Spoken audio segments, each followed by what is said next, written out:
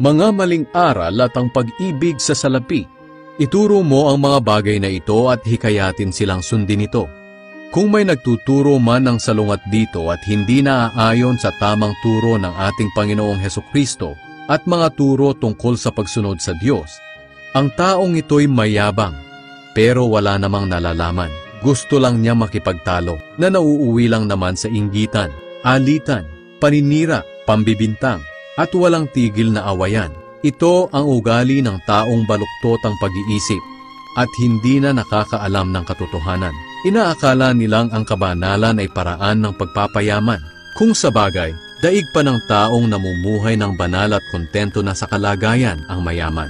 Ang totoo, wala tayong dinala sa mundong ito at wala rin tayong madadala pag alis dito.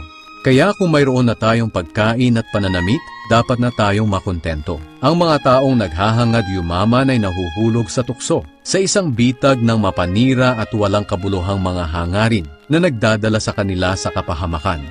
Sapagkat ang pag-ibig sa salapi ang siyang ugat ng lahat ng kasamaan.